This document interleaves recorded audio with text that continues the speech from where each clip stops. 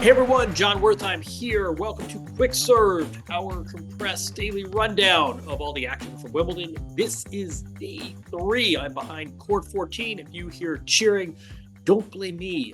Day 3 was another kind of sort of rainy gray day, but we got through most of the matches anyway.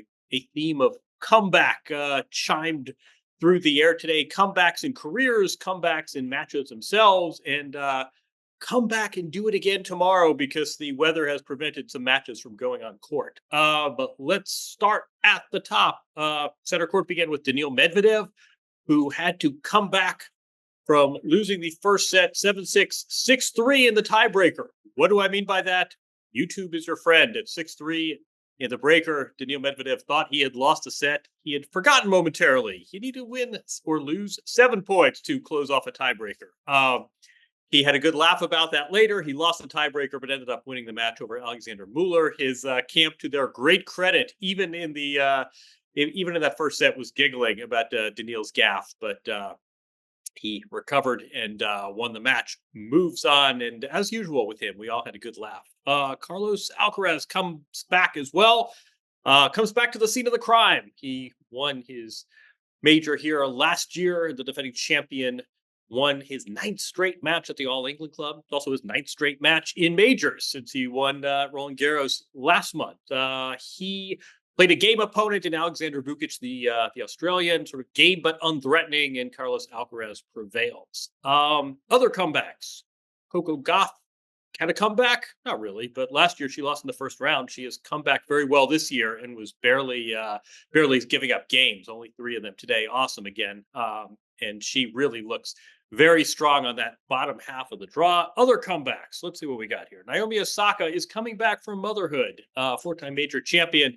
She is trying to get back to where she once belonged. She looked very good in Paris in the second round. She came within a point of defeating the eventual champion Swiatek. Here, not so much. Bit of a step back, honestly, for players still trying to get some traction, get her footing. She was completely outclassed. Really surprised by Emma Navarro on center court. Not so much the result. Navarro, the seeded player, very solid, making her way up the ranks. All credit to her.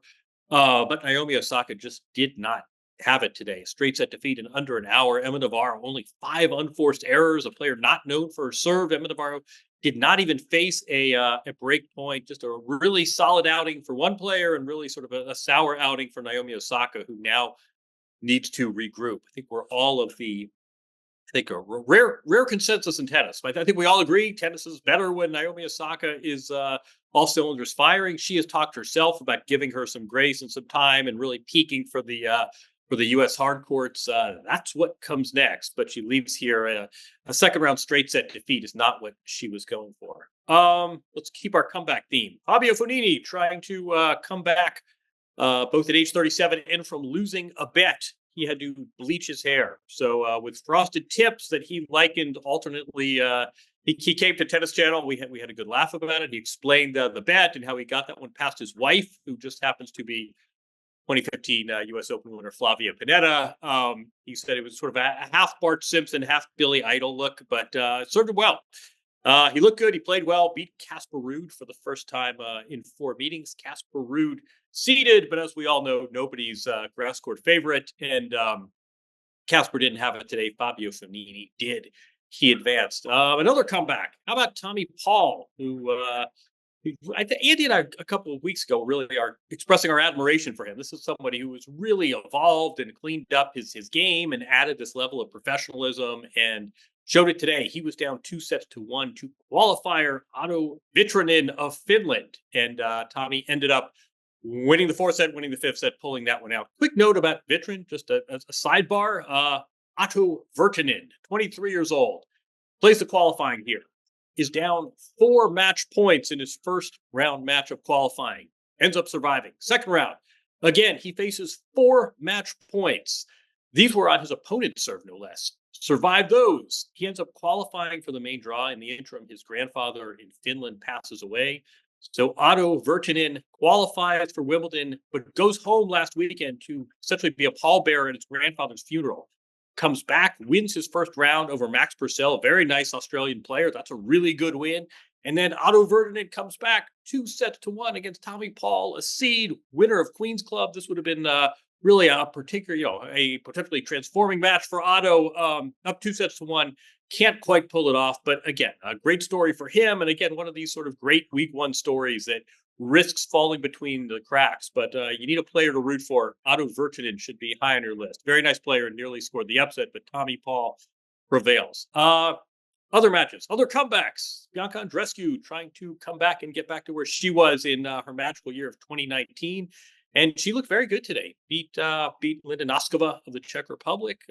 Now she is going to play Jasmine Paolini in the next round. Those two played at Roland Garros, so chance for some revenge for Andreescu. But always a pleasure to talk to her. She visited with us at Tennis Channel. Seems to be in a good place spiritually, mentally, physically, and as she tries to come back to reestablish her dominance from 2019, she had a nice win today. Other results, just sort of go through the run as we speak now. Jannik Sinner looks like he's going to do just fine against his countryman Matteo Berrettini. Potentially tough match, but first 2 sets to Sinner. And if we have to re-record this because of a miraculous Berrettini comeback, we will come back ourselves and do that. A number of players have to come back and play tomorrow because their matches didn't get going. That includes Ben Shelton, Madison Keys, Daria Kasatkina, who suddenly, the Birmingham winner, is suddenly looking like a real player to watch in this event. But we will come back on Thursday for day 4. Loaded schedule. Iga Swiatek in action, Novak Djokovic in action. Today, again, a lot of sort of fun stories, no seismic results, no holy cows. Emma Raducanu was another winner. Good days for the Emmas, both Navarra and Raducanu both looked very strong. Nothing crazy, but at these majors, a lot of times sort of calm week ones portend strong week twos, and we all love upsets and we all love concussive draws. But that doesn't tend to lend itself necessarily to the best matches in week 2. So we'll take a day like today, any day of the week. If it doesn't rain tomorrow, if we can get through a session without the tarps, that would be a win. I'm John Wertheim. Thanks for listening. We will come back again tomorrow. This was Quick Serve presented by Oslo Sleep Buds. This was day 3 from Wimbledon Championships. If you are wondering why you did not hear raucous crowd noise as predicted, it's because the match behind us on court 14, it's still going on. Yastremska and Gracheva are now at 6-all in a final set tiebreaker. So if we stayed about 5 minutes more, you would probably hear rousing applause from a winner and a dejected loser. But this match is still going on. Sort of a theme for the day, trying to beat darkness. That'll do it for today. That's Wednesday. We'll be back Thursday. Andy will still be on vacation. One of these days, we'll get the Hall of Famer to join us again. But I'll hold down the fort. Until then, have a good holiday weekend, everyone. Enjoy the tennis. Enjoy July 4th, and we'll do it again tomorrow.